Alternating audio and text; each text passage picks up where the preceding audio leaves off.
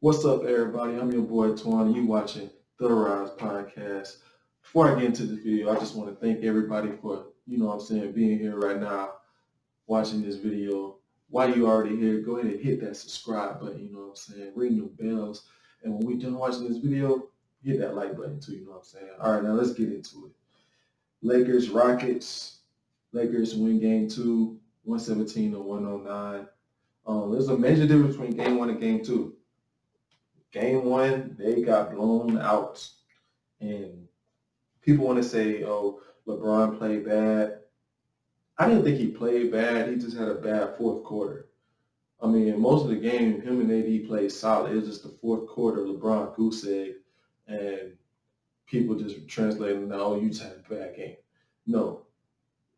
Russell Westbrook had a bad game in game two. That the whole entire game, quarter 1, 2, 3, and 4, Russ just played bad. I mean, airballing. I mean, they wasn't even respecting Russ. I mean, Russ, he was left wide open. There was double teaming Harden a lot of the times. And since Eric Gore was hitting shots, Covington was hitting shots, House was hitting shots, PJ was hitting shots, they was leaving Russ wide open, and it was just forcing him to make a play. And instead, Russell Westbrook, when he usually catch the ball open like that, he'll catch it on the drive. He'll catch it on the move and attack mode. And, he'll go all the way to the basket. If someone steps up, he'll make a kick to the outside, usually making the right pass. This game, I mean, he was just settling a lot. I mean, he was shooting some air balls. I mean, he couldn't buy a basket. It just looked like his confidence just got shot a little bit in that game. And then Rondo, I feel like Rondo had something to do with it as well. He was chirping with him a lot. And Rondo's having a big game, and Russell Westbrook is having a bad game. And then Rondo's talking trash. You know what I'm saying? He's getting in his head because he's a dog just like Westbrook. So, I mean, they was going back and forth like that. But, I mean, I feel good about my pick still. I picked Houston to win the series in 7. Simply because I'm just not going to disrespect LeBron and AD. I mean, I know LeBron and AD, that's probably one of the best tandems in the league history. Having one of the best players in the league ever in LeBron James, and then you have AD, one of the best bigs. And I feel like he's going to be one of the best bigs of all time when it's all said and done. When you just got to factor in both his offense and his defense, the effect that he can have on both ends of the floor, I mean, it's just amazing.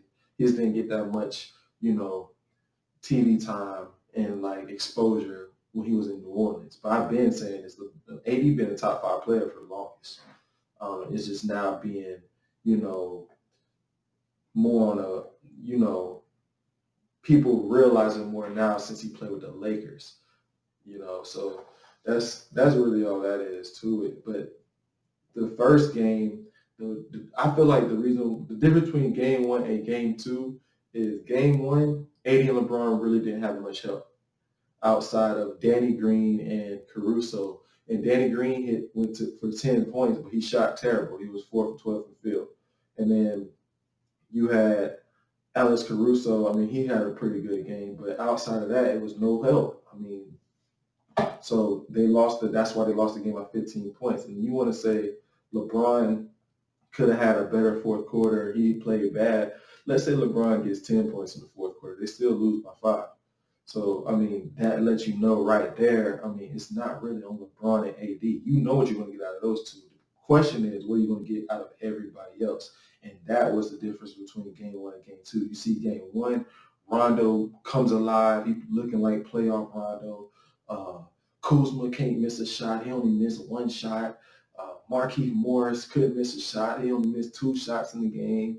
I mean, you having other guys step up and play their role at an extreme level, and you end up getting the win. But the problem is you have all those major contributions from everybody else, and you still only lose. I mean, you still only win the game by 8 points, and Russ played terrible. That was one of Russ's worst games that I can remember in a long time. I mean, he had 7 turnovers. He was, what was he shooting from the field? 4-15. Air ball. I mean, he was out of control. He was making bad decisions. Lakers had 15 turnovers. He had 7 turnovers.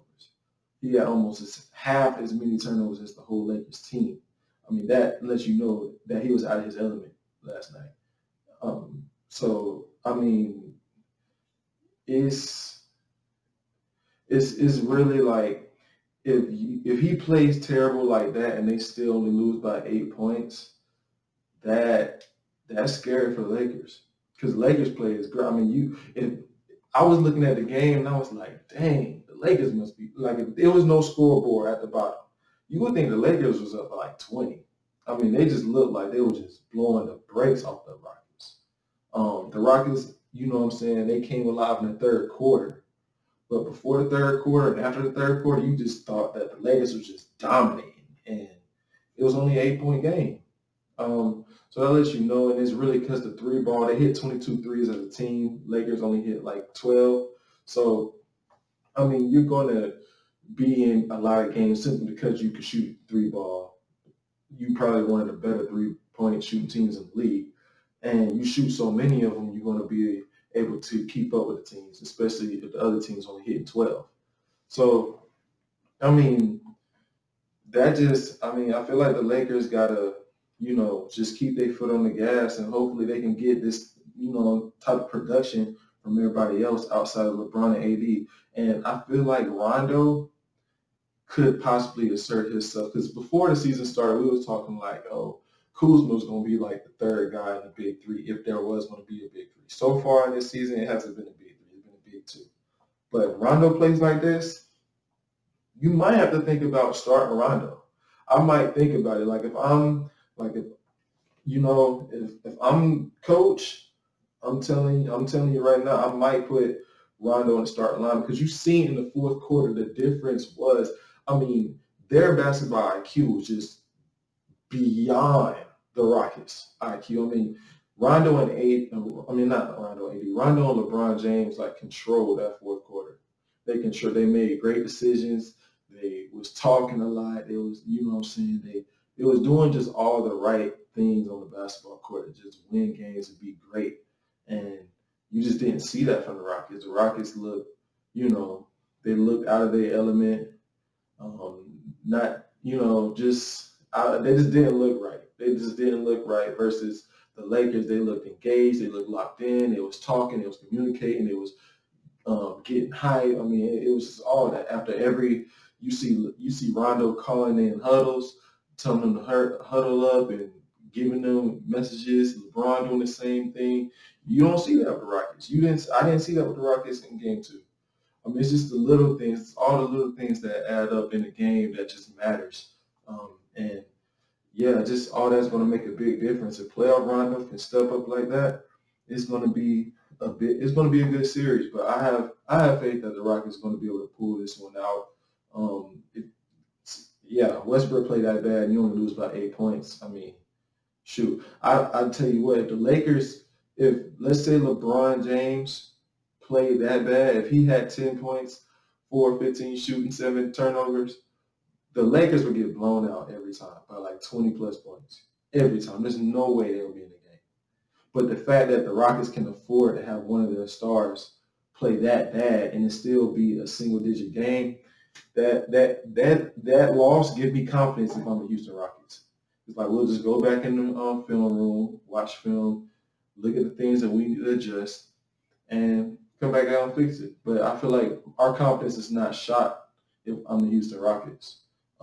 I have to be a little bit worried if I'm the Lakers because it's like, okay, can I rely on Markieff Morris to be that hot again for the rest of the series? Can I rely on Kuzma to be that hot again for the rest of the series? And can I get playoff Rondo for the rest of the series?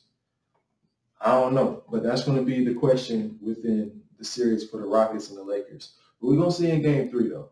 We're going to see in game three.